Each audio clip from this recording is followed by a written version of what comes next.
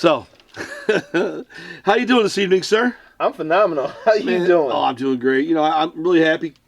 I think it's a great way to start off a nice new episode of some things going on, especially on a couple of nice fresh Hennies now. You know, tastes good. Woo, little Disaronno on top of that. That's the Henney Boy classic right there. That right there. Yeah. The Hennessy with the Disaronno. It's Italian liqueur, fantastic. Tastes like almond. Yeah, with a little bit of amaretto drink. Coca-Cola, the original, not that orange shit. Yeah, or not that Pepsi company, whatever the hell they do. Fucking Doctor Who. Yeah, you know what time it is, people. It's Doctor Who time. Shit. No, it's not. Yo, how do you feel about fake butts? You with it? What? Fake butts. Not into it, man. I don't like it. No, it looks ugly. Yeah, I mean, why does the extreme have to now be beautiful or whatever, or we're told it's beautiful? Exactly. What's wrong with just a nice looking woman? Yeah, just a regular, you give a small butt. A natural woman. Yeah. Natural is the new sexy, baby. It is, in my opinion, and they you obviously feel the same way. Boobs where they're just like, I don't... Small waist, big ass. It's like, we live in a world now, it's like a freak show world. Everything's about freak shows, like the circus.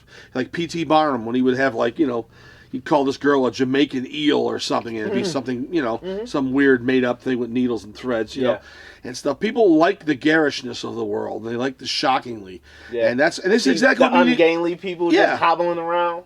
It's like, Nicki Minaj, not really into her frame too much, man. It's a little over the top. She was nicer a few years ago. Still sexy in her own way, I guess. Yeah. Mariah Carey wears herself in a larger way, much more beautifully. But it's more natural. Yeah, I agree with you. And then you've got Kim Kardashian. She's overdoing it. It's like, stop it, please. Yeah. You were such a beautiful girl not that long ago. What are you doing? You're selling the freak show. Yeah. Why does it have to be a freak show? What about the beauty of a woman? Not the freakness of a woman. Unbelievable. Yeah.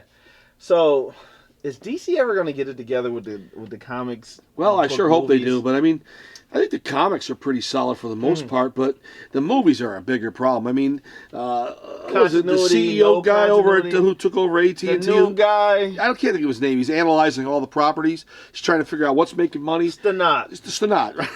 Yeah, I know some Italian, you man. Yeah. And he made a comment the other day. It'll probably hit in a couple days how quote unquote, we're not really that interested in DC Comics. We're not sure for the amount of energy that's being exuded. That's horrible press. It's bullshit press. It's abysmal. Why would you say that? Why would you have spent over $50-60 billion to buy that corporation? It wasn't because you got like Humphrey Bogart movies from 1950s or 1940s. You bought it because the billion-dollar business out there that's happening right now is what Disney is doing, the House of Mouse, and what they're doing with their comic book characters. Yeah. You got a great stable of characters in the DC universe and the characters. Get your head out of your ass and make it work. Don't give up after a couple movies. Stick with it. The same way some of the early Marvel movies, the first Iron Man, the first Thor, the first Captain America, they were very entertaining, but they weren't as best as they could be. Yeah. And you stay with it. You grow your brand. Time. Speaking of movies, that's how you build it up. I didn't get a chance to see that Midsummer. We'll see next week. Like this weekend coming up, if it's still in the theaters, I'm going to see it because I know you've seen it. Holy I know cow. you loved it. I'm not going to say anything about it. It'll spoil the movie for you. But it's the truest, most, I don't know, it's the most realistic, horrifying, beautiful horror film I've ever seen. That beauty aspect of it, there's not a moment shot at nighttime in this film. Yeah, I'm aroused just thinking about that. It's kind of creepy. It's very bizarre, but it's magical.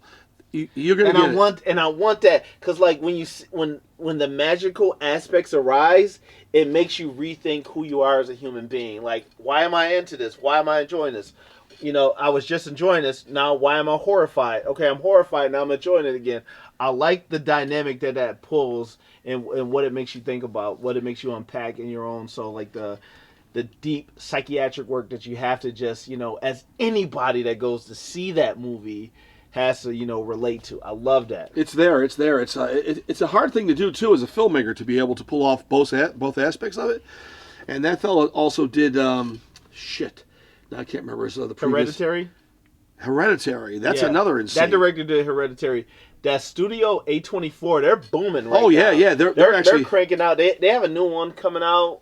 or that's They're the darlings right now of independent they're theater. definitely the darlings. Yeah, I was researching them and the producers and what they do. I did a little research too. Yeah. Henney Boyz shit. Well, I mean, I saw the A24 a year or two ago. Didn't really put it together. It was before the Heredity film. Yeah. And before, obviously, Midsummer. Thank you for making such a masterpiece. Oh, but that I guy, get to see it next week. that film director, you're gonna get there. I want to see it again too. Also, I'm definitely. I need to see at least another. Maybe we'll link up. We should. We should. I'd like to get your thoughts on it. Yeah. Because you know, when people go the distance and really try extra hard to really make something as that intelligent and that crafty, it needs to be discussed because it's not just slit a throat and it's over. It's like. There's some heavy shit in there, and it's an abstract form of religion that they're dealing about with old paganism kind of stuff. Oh yeah, that's at the core of it to some extent, but it's a hell of a freaking movie. And A24, I got to give them some props there. A24, woo! 716 certified on a horror tip. You know it. So, what about? Did you get a chance to see Once Upon a Time in Hollywood yet? No, we should. We should go tomorrow. I haven't gone myself, but I was curious if you had went. Done. We're doing it Tomorrow? Sounds good. Yeah. You know what I did? I seen Shakespeare in the Park. Oh, yeah? And down in Delaware Park, Buffalo, New York, right? Buffalo, New York. This is actually the 44th year, and I want to say it's the second longest running Shakespeare, beating out New York. I've heard that. But does New York have an outdoors? Oh, it's in Central Park, right? Central Park. So that, cheers to Buffalo, I believe that's the man. biggest, and I think we're the second biggest. It was Love's Labor's Lost. And any of the Shakespeare geeks, if I just butchered that, No, that's the title. Yeah. But, yeah, dude, it was phenomenal. Remember when I was going to plays all the time? Yeah. And I'm going to get back to that. I'm going to go back to Shay's, dude. That was... Seeing live performance is incredible. And I think everybody needs art in their life. And I feel like we've talked about this before, and we'll talk about it again, but everybody needs art in their life. Art is the key to everything in your life. Yes. It's not just about throwing some acrylic or some oil paint on a canvas. Art represents everything you do, the style you dress, the way you talk, everything you do. That's all about being artistic. And music and everything else is all under that umbrella. And you're being brought into somebody's universe, seeing their perspective, seeing through their lens as they're the director, and, how they, display and present their art. You're seeing their vision into their soul. That's heavy. It's so deep. You can't get any deeper or more realistic than that, because when you're live, everybody gets on the same page. It's like a Zen thing. Like when you're sitting down in your chair and it's an amazing performance that happen from, whoever the actors are. And if you make a production, you're already hooked up with like a wire. It's like legacy. It is. It just hooks up like an XLR cable does for audio. It's a fine connection. It can't be broken, and you're in tune. Yes. They're louder. It feels a little bit more direct to your earlobes. Yes. Sometimes you feel a little warm. You don't need to be in a totally air-conditioned theater. You need to be in something where you can hear the people walking on the wooden planks, and it blows your mind. That's exquisite. Hearing every little nuanced sound, everything coming in. Yeah, I once heard a great play called "Who's Afraid of Virginia Woolf," which is an amazing play.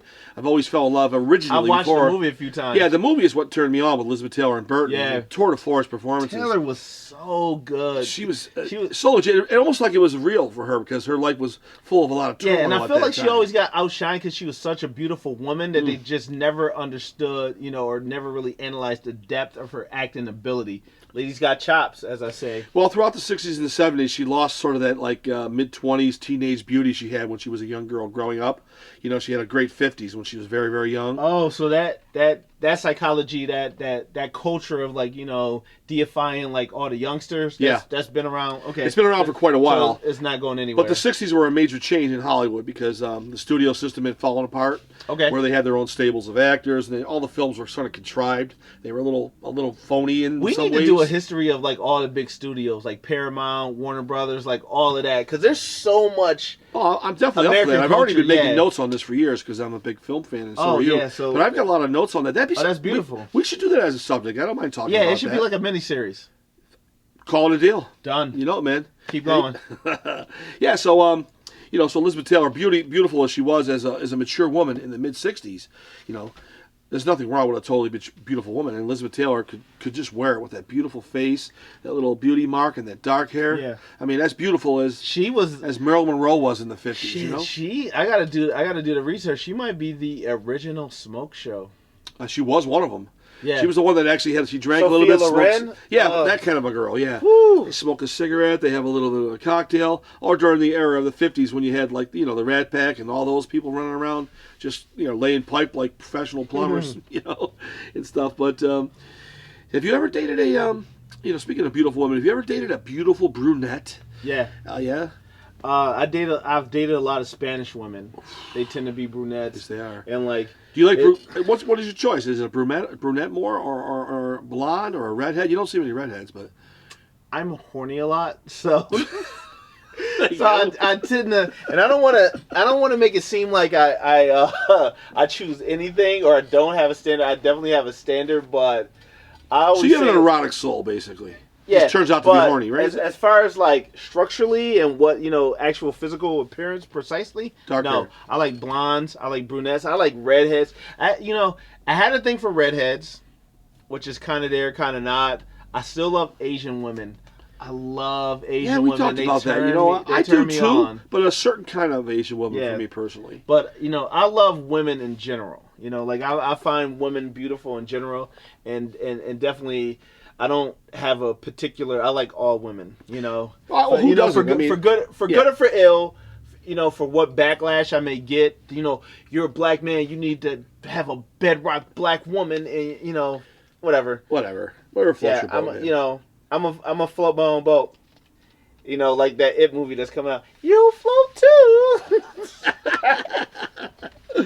Well, Asian women are very exotic, Yeah, and their exoticness is actually erotic too. But here's the thing: I don't want to just say it's they're erotic exotic because first. we're American, No, but there's some that just blow your mind. Yeah, some just look kind of average, like there's average American women.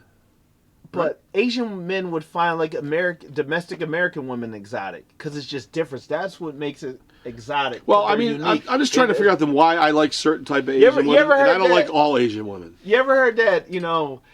I like when they're a little more full-bodied. How's that sound? You ever heard that saying, like, if you see a beautiful girl, she's probably got a boyfriend who's tired of, having sex with her?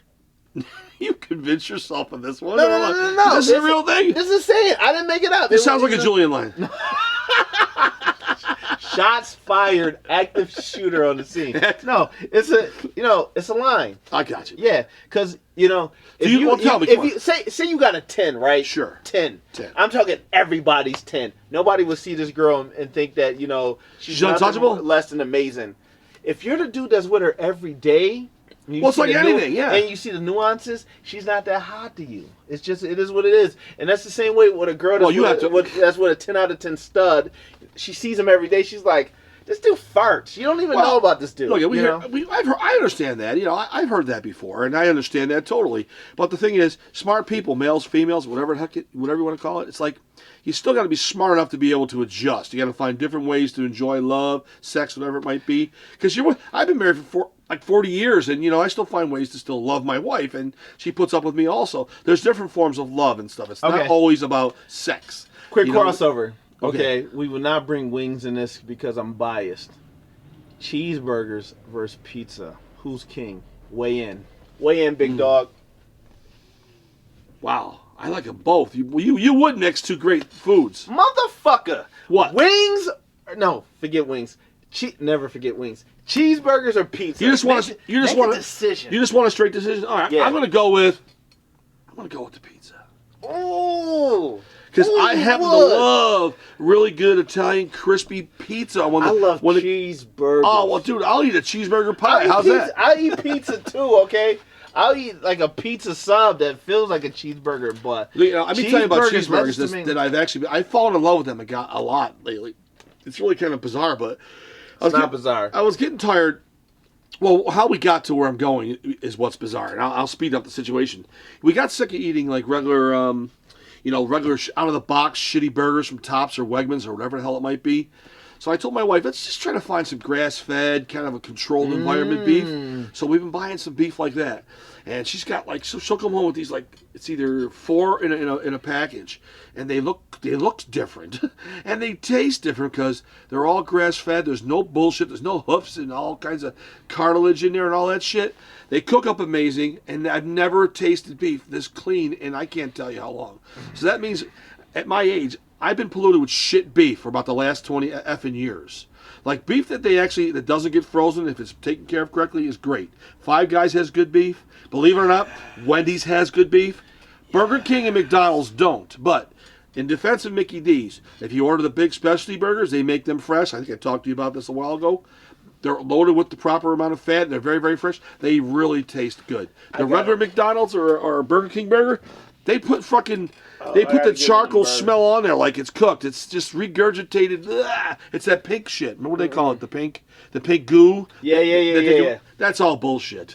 So in defense of the cheeseburger or that you just mentioned that you like more than the pizza, but nothing beats the really good Italian pizza that has the good pepperoni on it. Have you ever seen like some of the fast food restaurants like the Domino's or Papa John's or even Little Caesars? Their pepperonis never get crispy. No, because I don't think it's like the oven where like it kind of curls up and you get the oil. Well, I think it's a cheaper grade. It's like a cheaper grade of a Polish sausage or something. It has less of the things that you want in your Italian sausage. If you're having an Italian pizza, you want Italian pepperoni on it. I'm just telling you, man, from experience. And for me, in so many places, they make it so good with the cheese and it gets a little crispy. Madon, it's amazing, man. Okay. Well, can we call it a draw? Because I do love burgers too. We could definitely call it. You like pizza too, man. I like pizza too, but like I'm burgers all day. But if we had thrown out there like burgers and wings, how would you have been able to get through that? Wings. Wings. I've seen this. Question. No, I know. Okay. Hey, weren't those wings good the other night? When we were at the Stair? When we had Nick's place? What the hell day was that party? Last Thursday? Yeah, that was Nick's birthday. I had fun. Shout out to them girls that I was talking to. All them girls. Love y'all. Yo, shout out to Nick's old man. He was a fun guy. Nick's old man he's a G. He G'd all the way up. He did. All types of stripes and shit. Yeah, later on he was back there convincing his wife that he could have another drink because we're going back to the hotel. It's like, dude, I love that guy. I got to talk to Nick about it tomorrow or something when he comes in. Yo, do you know that this crisis on Infinitive, on this CW? No, matter of fact, we'll talk about that. Skip the CW. Okay, Nick's father's cool. Go. Yeah, we're going to shut it down now. So that was another episode of the Way In. Henney Boyz out. Like, comment, subscribe if you're not a subscriber. Thank you very much. Listen to us. Live longer.